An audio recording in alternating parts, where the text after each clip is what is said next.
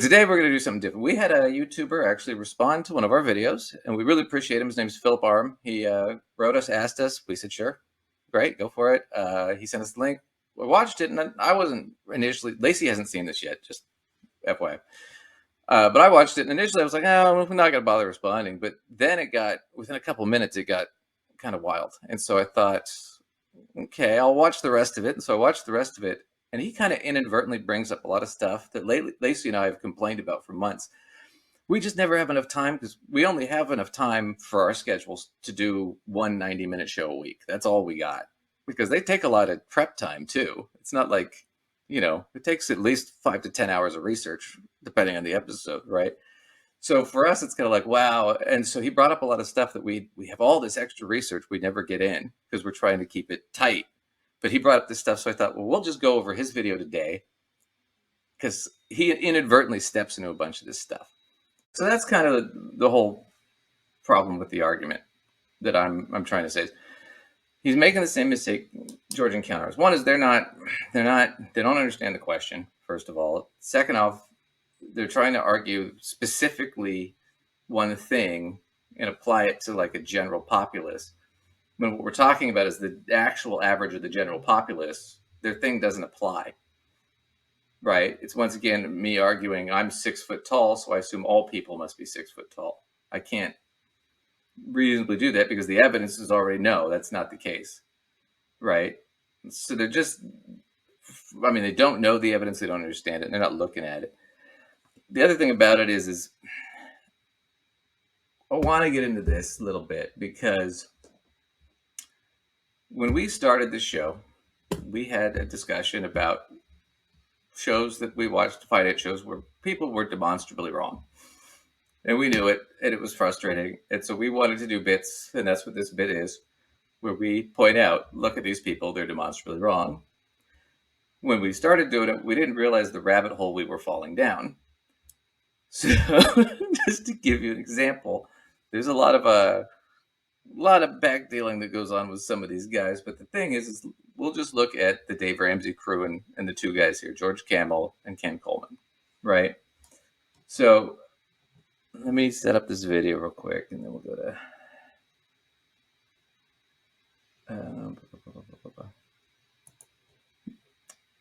Anyway, so George Kamel is, I don't know what his education is or where he worked before Dave Ramsey. He doesn't say. He doesn't publish it anywhere. He doesn't talk about it. I can't find anybody who knows much about him. So we don't know what his background is. Right? But I know he's never been licensed as a broker. He's never been licensed as an insurance agent. So he's never worked with clients. He's never been licensed as a financial advisor. So he's never done any of that.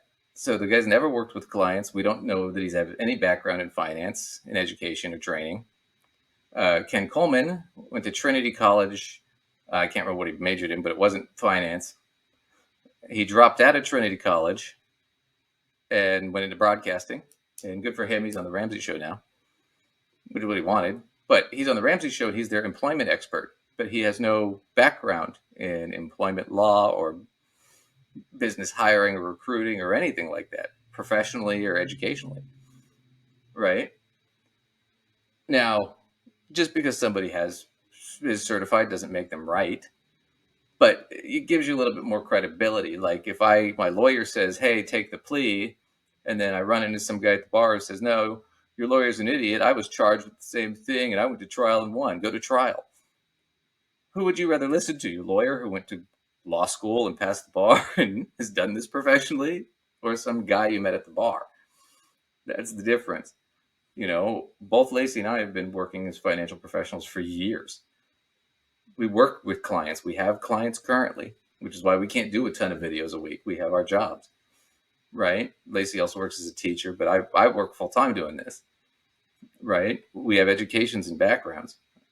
Lacey does certified to do taxes. I'm certified as a financial advisor. I have a master's degree in finance. I have an executive certificate. We do this for a living.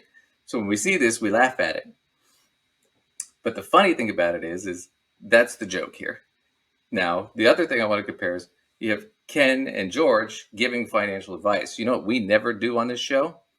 Give financial advice. Give financial advice. Because we know better, because we're professionals. We know better than to give financial advice without knowing all the facts. We could ruin our careers. That's the difference. There's stakes for us. That's why the other thing you notice is when we do these episodes and these shows, what do? We provide a shit ton of evidence. We provide articles. We provide data. And in these fun clips we don't usually. We'll say the data, but we won't show it to you necessarily. But that's the deal, is Phil has bought into their shtick. Why? Because it's easy. It's simple. Just be responsible and everything will work out. There's no complication or nuance to life.